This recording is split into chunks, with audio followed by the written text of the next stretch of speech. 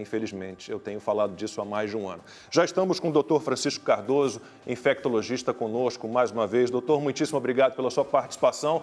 Bom, hoje nós teríamos o senhor, Dr. Paulo Porto de Mello, teríamos médicos especialistas num grande debate, num grande confronto na CPI.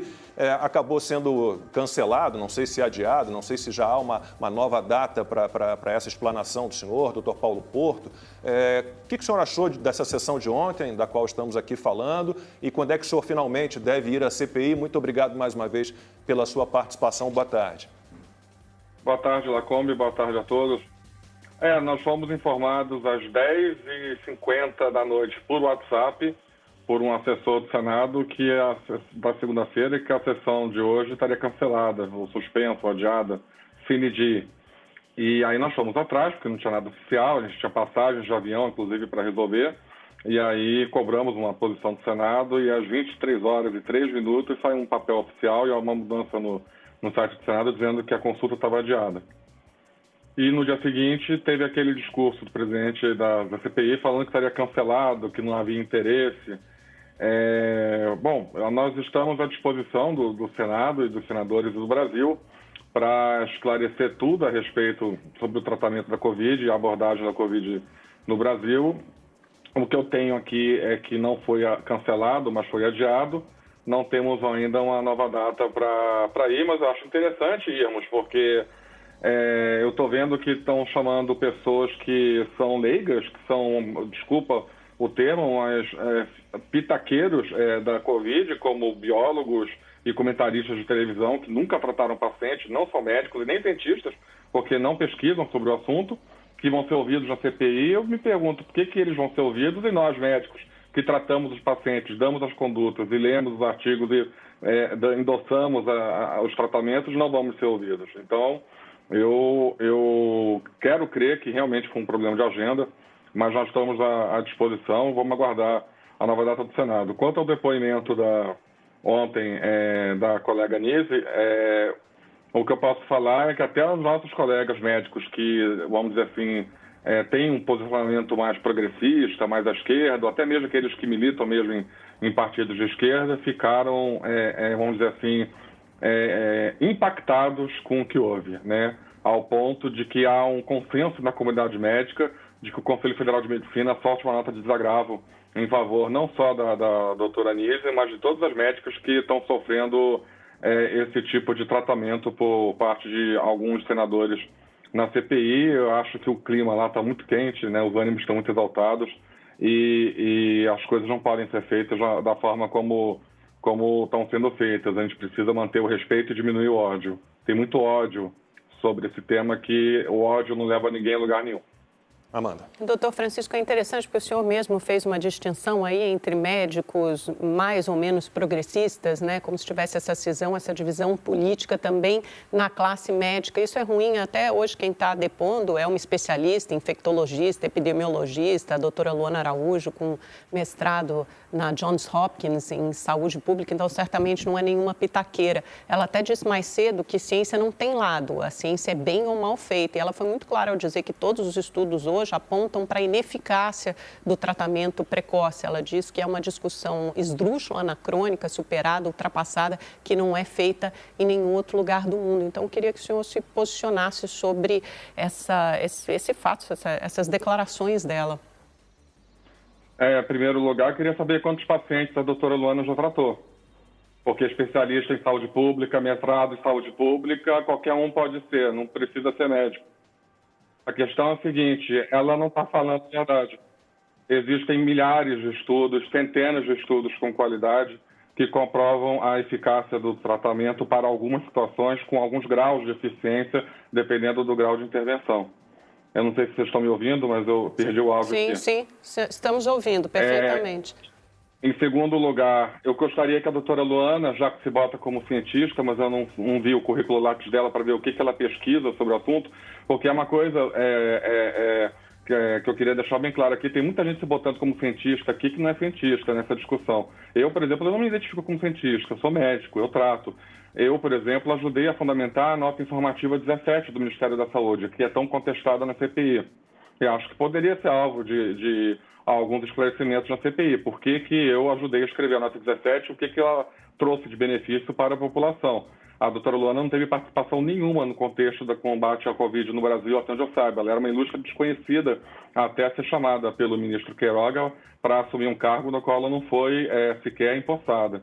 O que ela fala sobre os termos agressivos e ofensivos, algo na qual ela se dirige aos colegas que fazem tratamento de Covid e ao próprio tratamento em si, denotam a ignorância dela em relação ao tema. Ela realmente não leu nenhum artigo, não leu, por exemplo, o estudo Stoic, publicado no Lancet, que mostra que o uso precoce do corticoide inalatório budesonida inibe em mais de 90% a ida de pacientes para o hospital. Isso é um tipo de tratamento que se chama de precoce, que eu já disse outro dia que não tem tratamento precoce ou tardio. Existe tratamento. Na verdade, a doutora Luana está fazendo um discurso contra o tratamento da Covid. Eu acho que a gente não pode fazer um discurso contra o tratamento. Eu queria que ela apresentasse quais são os estudos que ela tem para dizer que há comprovação de ineficácia. Não existe isso na ciência da medicina.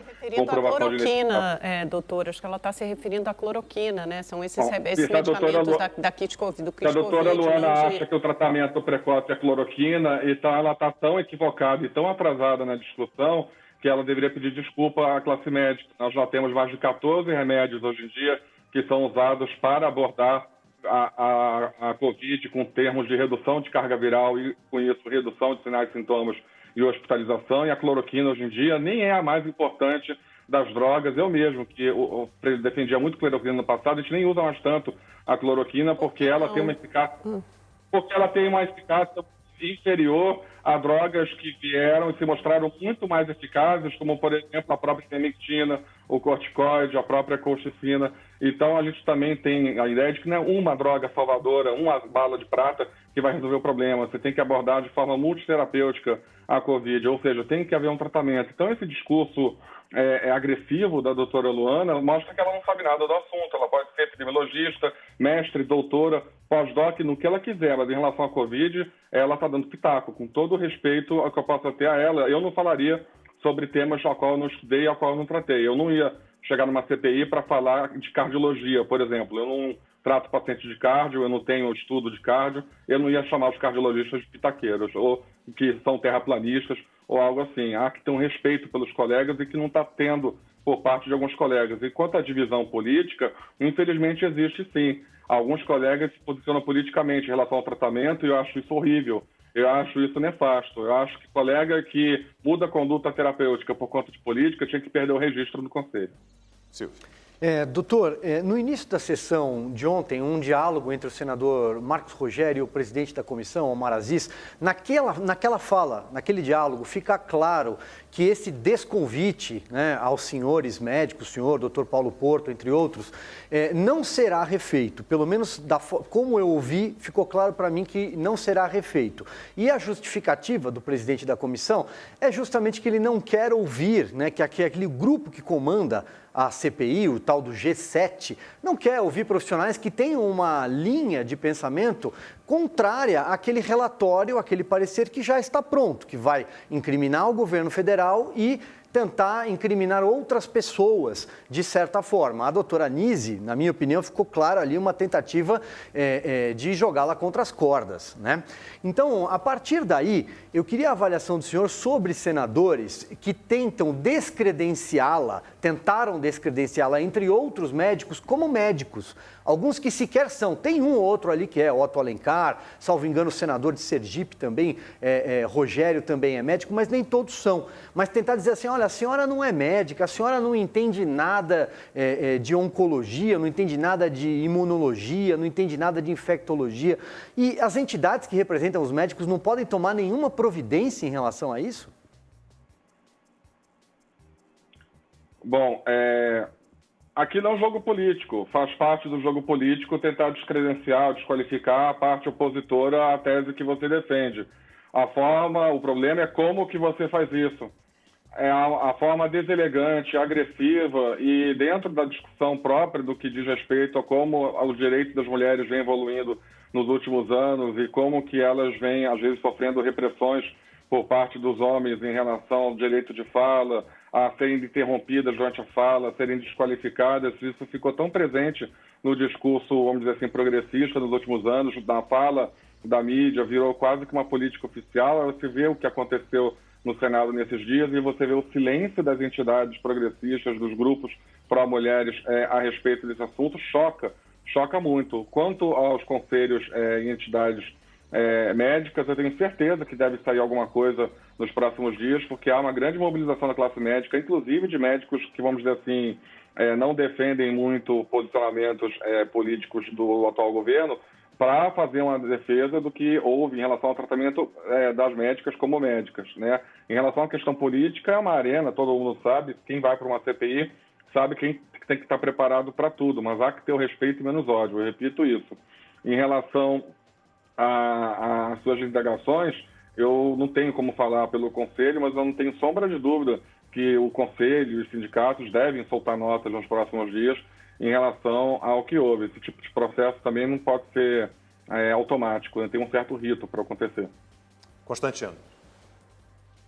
Boa tarde, doutor. Pois chama atenção a diferença de tratamento que está recebendo a doutora hoje, né? Porque está dizendo aquilo que a oposição quer ouvir. E aí chamam de ciência, leem até uma parte do currículo dela, ignorando o extenso currículo da doutora Anísia, e chega a ser quase engraçado, não fosse tão trágico. Eu vou ler uma passagem aqui, quero perguntar ao senhor sobre máscara. Doutor, a máscara típica que você compra na farmácia não é realmente eficaz para impedir a entrada do vírus, que é pequeno o suficiente para passar através do material. Esse trecho que eu li não é de um terraplanista, não é da doutora Anísia, não é do Jair Bolsonaro, é do Dr. Fauci. Mais de 3.000 páginas de e-mails vazados dele nessas últimas horas estão circulando, a mídia brasileira não demonstrou nenhum interesse ainda pelo conteúdo, né? E ali mostra uma postura muito mais política, em alguns casos, do que científica, né? A politização da ciência é uma coisa muito preocupante. Pergunta, essas máscaras salvam vidas ou é muito mais simbólico e pode ter alguma chance, mas tem muito mais de simbolismo do que de ciência por trás? Vamos separar. Primeiro, por uma questão de plausibilidade clínica e epidemiológica, adotou-se o uso de máscaras como uma tentativa de reduzir a transmissão de uma doença de transmissão aérea. As máscaras, elas fazem sentido principalmente em ambientes fechados ou com aglomeração, onde você pode ter um contato próximo com perdigotos, gotículas ou aerossol expelido por um paciente contaminado. Tá? Há uma parte do tempo que as pessoas ficam atualmente por conta desses lockdowns e outras situações nas zonas residenciais, e lá não é cobrado o uso de máscara. Então aí você já tem total ineficácia da política de máscara. Usar máscara só parte do dia e não usar onde você fica mais tempo aglomerado com outras pessoas não resulta em sucesso das máscaras.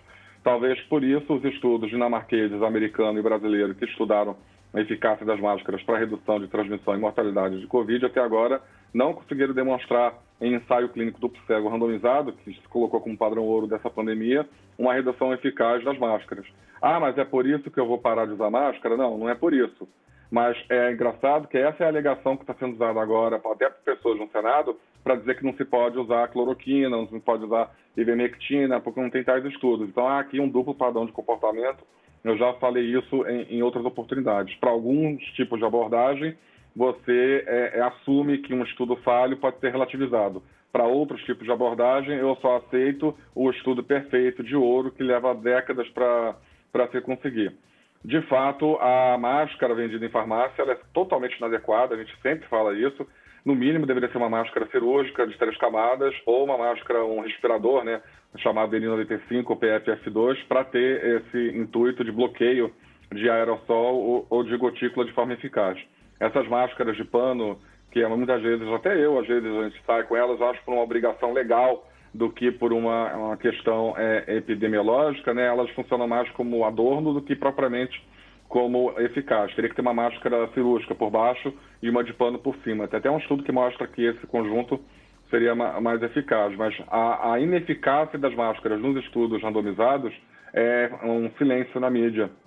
E isso não é abordado, por exemplo, por médicos que alegam serem os donos da ciência e taxam todos os outros colegas de terraplanistas, como a doutora que está agora falando na CPI, que não tem uma pesquisa sobre Covid-19, e eu queria saber quantos pacientes ela já salvou, quantos pacientes ela já tirou do tubo, quantos pacientes ela já deu alta, quantos óbitos ela já evitou tratando Covid da forma que ela está preconizando na CPI do Senado. Eu tenho certeza que é 0.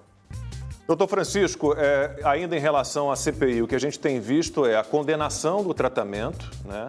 E um olhar muito para a vacina como panaceia, a solução de todos os problemas, né? Tratam pelo menos as duas medidas como excludentes. Ou você aposta na vacina ou você aposta no tratamento. E o senhor já explicou isso aqui para a gente. Não é assim, né? São concomitantes, eles têm que trabalhar juntos. Exato, não existe essa oposição entre vacina ou tratamento. A medicina sempre trabalhou com as duas possibilidades. Vacina para prevenir, tratamento quando a pessoa estiver doente.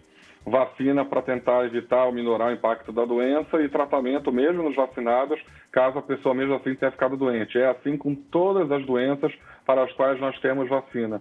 Inclusive aquelas que a gente não tenha tratamento ainda específico, mas tenha vacina, que mesmo assim, quando a pessoa adoece, há tratamento, vamos dizer assim, indireto, que você consegue minorar os sintomas no corpo, que é exatamente o conceito do tratamento da Covid. Você não tem um antiviral ou um tratamento que mate o vírus. Isso não existe. Mas agora, você tem tratamentos já estudados em diversos estudos, e é aí que eu falo que é mentira quem fala que tem estudos comprovando ineficácia. A própria Organização Mundial da Saúde tem uma meta-análise que é o topo do topo do topo dos estudos, mostrando que a ivermectina reduz em 80% as taxas de hospitalização, de adoecimento e, por consequência, de mortalidade. Ela reuniu os melhores ensaios clínicos randomizados para fazer essa meta-análise, mas isso é desconsiderado pela própria OMS por questões políticas, alegando toxicidade inexistente da droga. Então, a gente tem essa situação sim, não há oposição entre vacina e tratamento. Pelo contrário, ficar só com a vacina e desconsiderar o tratamento, você enfraquece a própria vacina. Ok, doutor Francisco Cardoso, mais uma vez, agradeço muito a sua participação. Boa tarde ao senhor e até uma próxima. Obrigado. Obrigado, Silvio, Amanda, Constantino. Muito obrigado a você que nos acompanhou até aqui. Agora com Lacombe, não. Hoje é que dia? Quarta. Agora com Lacombe é quinta-feira. Amanhã. Opinião no ar volta amanhã, 11h47 da manhã. Até lá, boa tarde.